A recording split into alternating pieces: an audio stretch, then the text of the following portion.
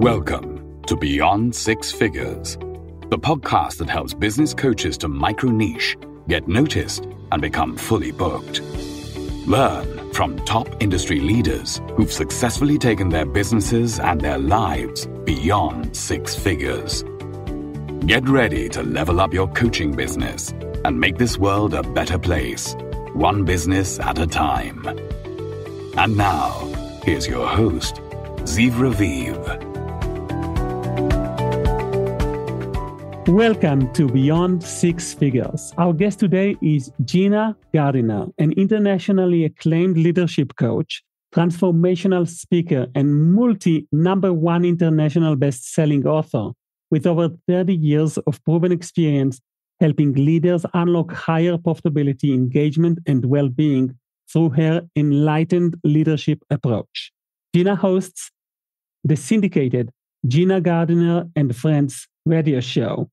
She's been honored as 2023-2024 Life Coach of the Year and Radical Change Catalyst of the Year by the International Order of Fantastic Professionals, from leading a Beacon Award-winning school as principal while relearning to walk twice to designing proprietary leadership and mindset programs. Gina empowers business leaders to rise with compassion, clarity, and impact. Hello, it's such an honor to have you on our show. Hello, Gina Gardiner.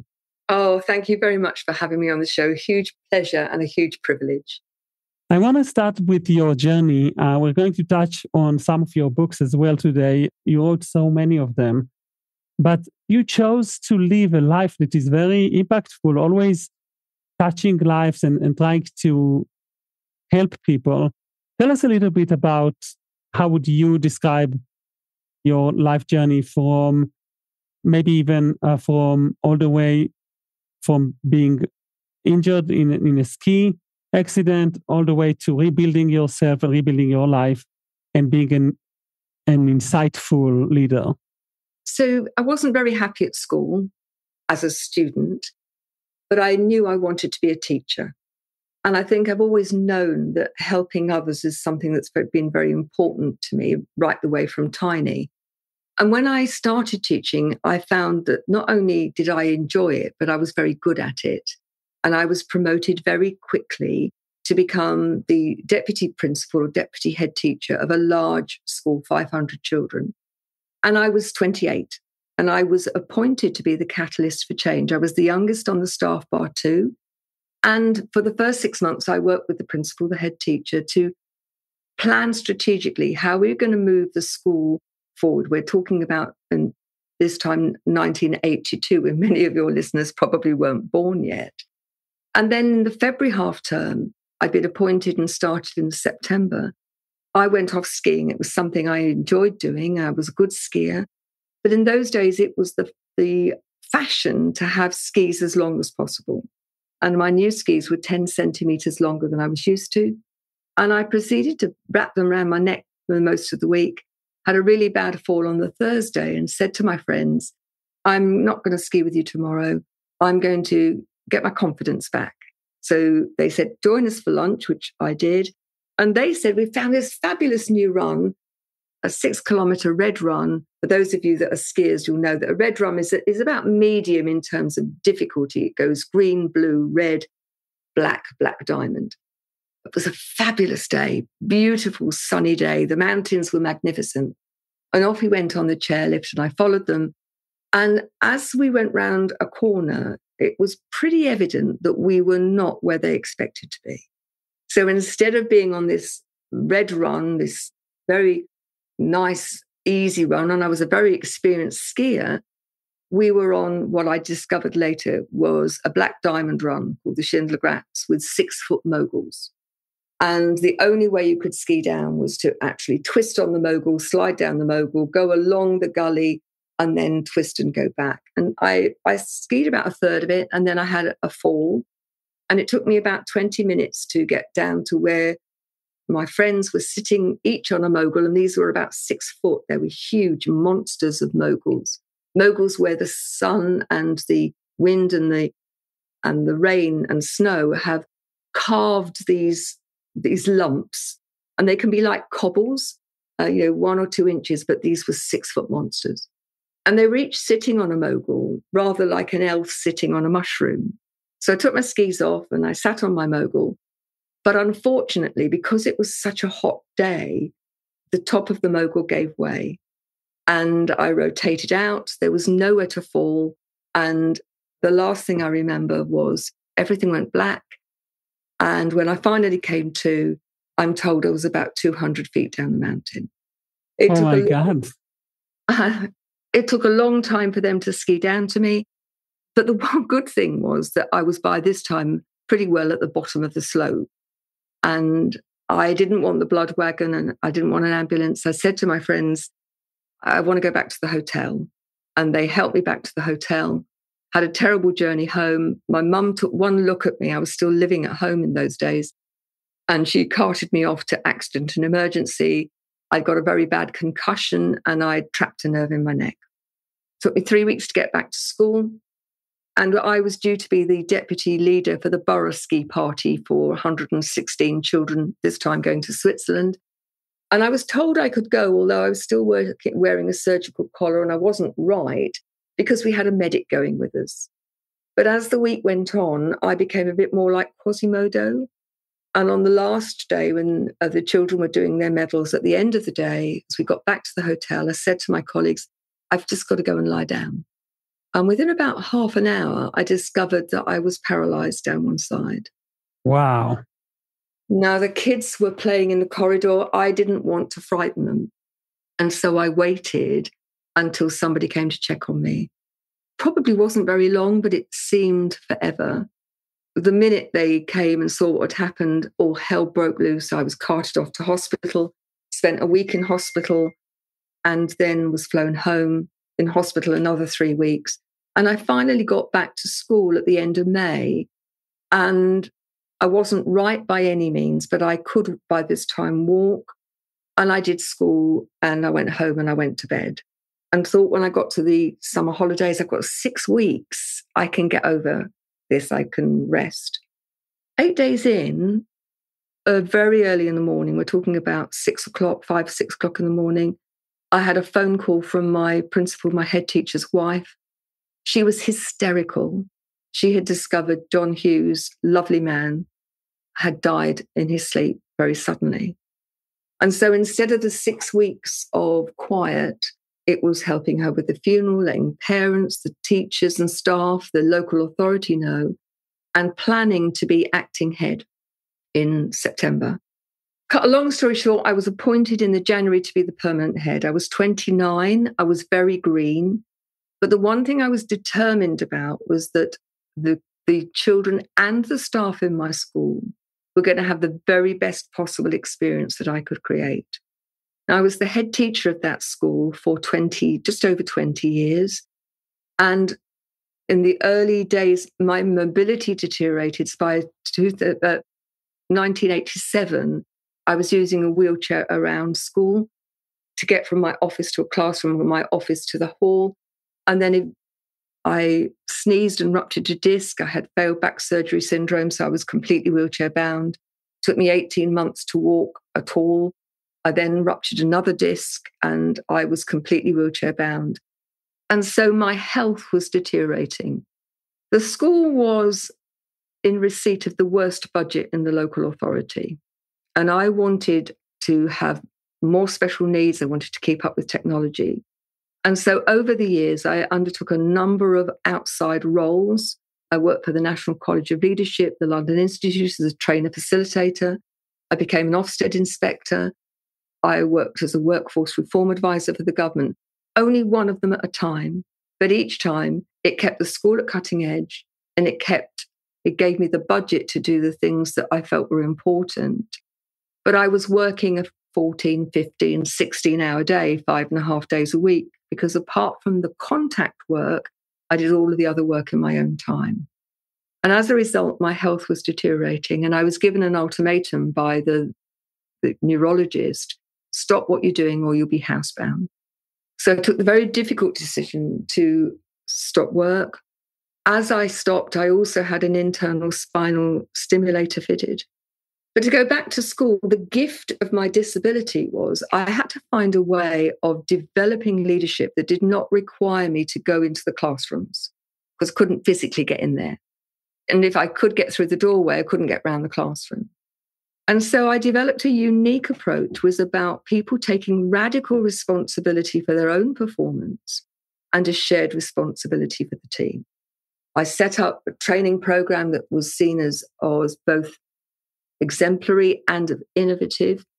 And we could spend a couple of hours talking about that. But at the heart of it, it was engaging with people in a way that they saw themselves or as the leading professional, no matter whether they were a teacher or a teacher's assistant or in the office or the site staff. They were the leading professional for their job. And as such, took a real pride in what they were doing, took radical responsibility. So in 2004, I left school and thought, what am I going to do? I'm not ready for daytime television. I have a very low boredom threshold, but I was pretty limited in terms of what I could do. So I took myself off to do a research project. I set up a research project across industries, looking at retail, insurance, health, manufacturing, you name it. I looked and talked to people about the difference in how did they develop leaders from emerging leaders to senior leaders? What were they doing? Did they grow them in-house? Did they import them in? And what were the issues? And of course, they were exactly the same as they were in education. The widgets were different, but people are no different. So I wrote my first 2 books and they became my calling card, very expensive calling card, to corporates. And between 2005 and early 2009, pretty well all my work was with corporates, doing training, facilitation, coaching, mentoring, some consultancy. By this time, I was also working as visiting lecturer for Essex University Business School. And I worked for them in 2 different ways. One was that I'd have a whole range of people from different companies, and I would do work around particular leadership themes, being assertive, having the difficult conversations, communication, developing good relationships, using NLP, all sorts of things.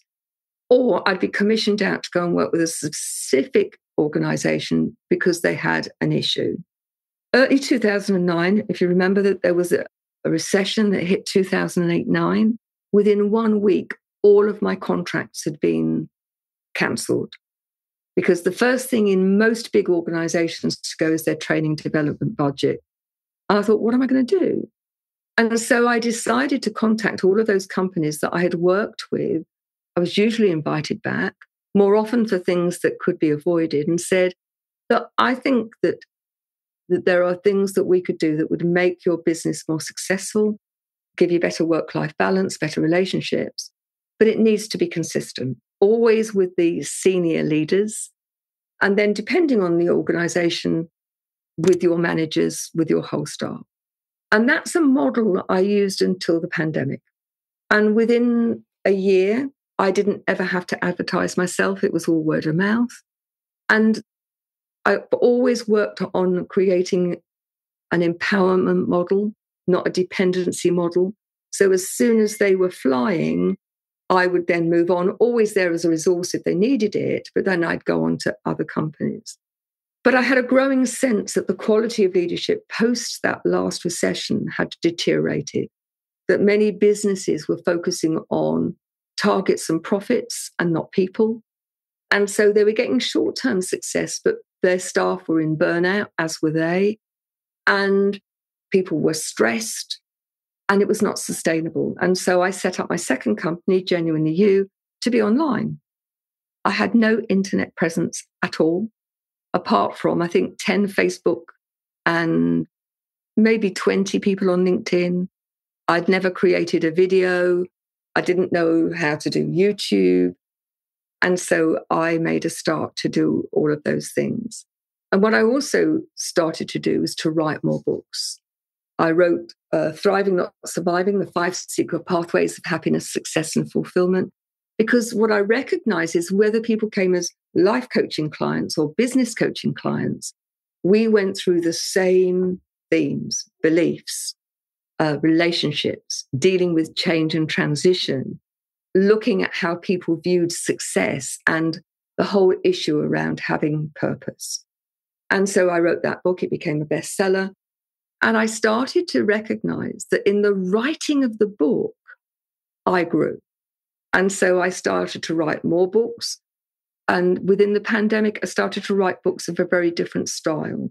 And that was working on interactive journals, focused journals, or workbooks.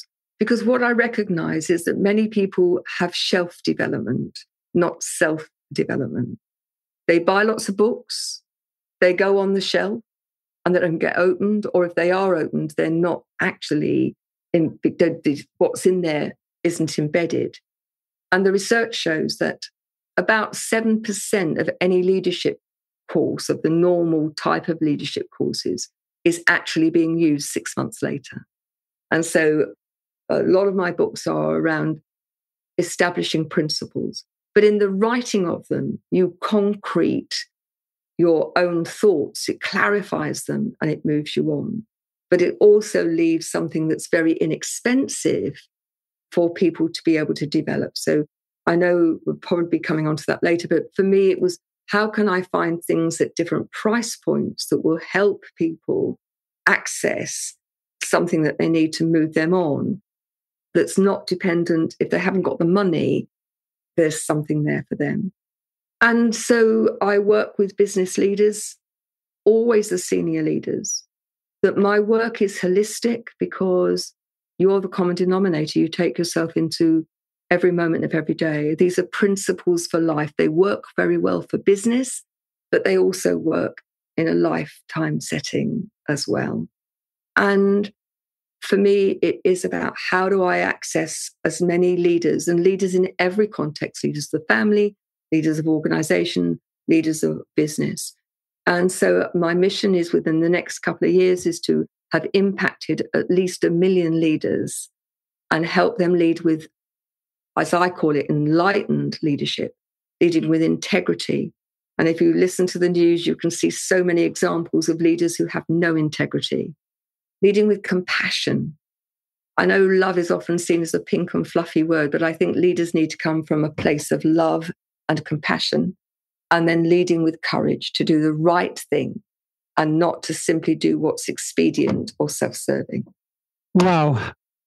That's such a huge story with so many episodes in your life where you got to learn more about your ideas on leadership and how it impacts people, and all the way till the current phase of your evolution where you help people online, and you even define inspiring goals with teaching enlightened leadership to 1 million leaders, and you walk towards your purpose. You still produce podcast episodes regularly. You connect with people, you train them.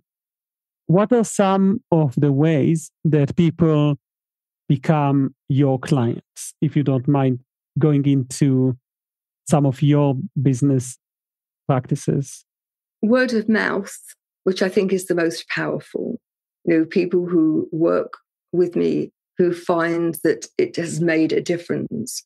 And as I said earlier, for me, many people see themselves as the business person and the personal person. And I think that actually the principles that I teach are very much about living your life in a way that engages you as the leader of your life. And I believe that to be a great leader of others, you've got to lead yourself effectively. And I think many people avoid doing the deep dive work on themselves because it's hard work. I mean, nobody's going to say it's easy.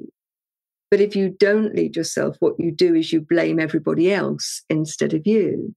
And that comes out very clearly when you work with people.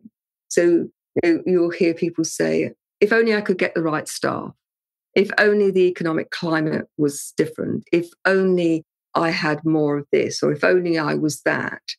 And the reality is that success is not dependent upon the externals so much as how you turn up moment by moment. And that's pretty evident because when we have an economic downturn, more millionaires are made. Why? Because they open to opportunities. And most people want to stay within their comfort zone. And as a result, opportunities could hit them on the nose and they'd never see them. Or even if they saw them, they wouldn't be prepared to step into that not knowing or that discomfort of, I'm not quite sure what I'm doing. And so they stay where they are. I have a question, Gina. You've been working with people in all sorts of ages. Mm-hmm. And you mentioned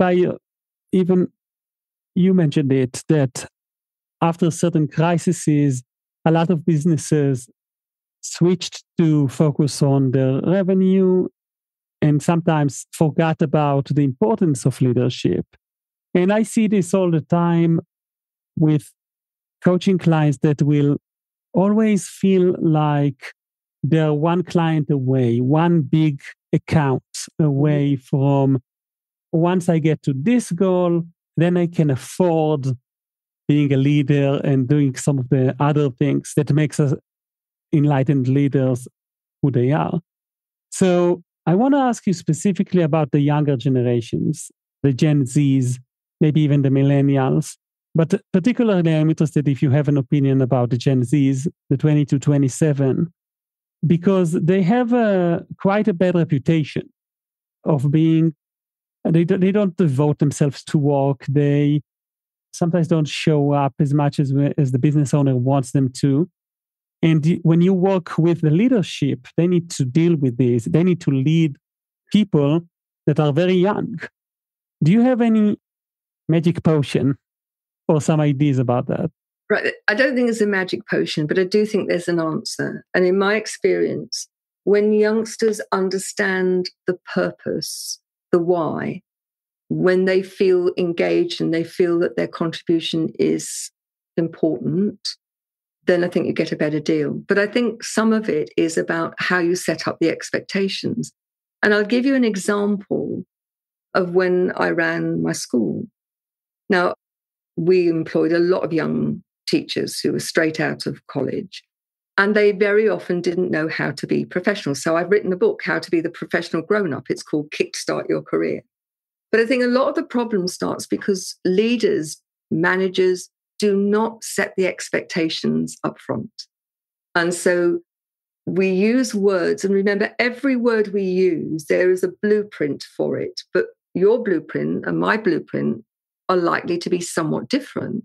And so you have to create a blueprint which is shared.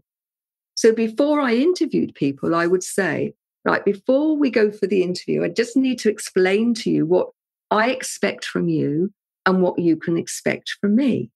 I expect you to work hard, be a good team member. We don't do moody here or bad tempers, and so on. And the one that always used to make me smile is the moody bit, because early on, they would come in on a Monday morning, having had a very heavy weekend on the lash, and they'd be grumpy. And I would hear them perhaps talk to children or other colleagues in a way that they wouldn't have done otherwise. And I'd just very quietly take them to one side and say, do you remember that conversation we had before you were appointed? That constitutes moody. If you've had a great weekend, remember the children and your colleagues expect your best. And so just remember, you can be as hungover as you like, but please don't bring the bad mood and the low energy into school. They would then recognize that that was the case. And we talk about why it was important. They wouldn't be told off. They would just be reminded of that expectation. And I think it's a lesson through business. We use euphemisms. We use generalizations. That's not good enough. We don't say to people how it can be better or even better if they're on the way. We talk about excellence. But what do we mean? Whereas if you define what does excellence look like in the context of cleaning a bathroom, if you're talking about housekeeping in a hotel, or dealing with customer that's complaining if you're in customer services, or the quality of a crown if you're in a dental lab. And I think that part of a coach's job is to help people recognize that you are the master of your own destiny. If you are going to put half, the effort into it, you'll get half out of it. However, there is a caveat. And I think that we, of the older group of people, have been conditioned to think that in order to succeed, we've got to kill ourselves working hard. And I think what we've got to do is to take from those younger people the principle that life is for living and look at how can we work smarter and get the job done well and at the same time have a life. And so I think for me, it's about how do we bring these two worlds together in a really constructive way.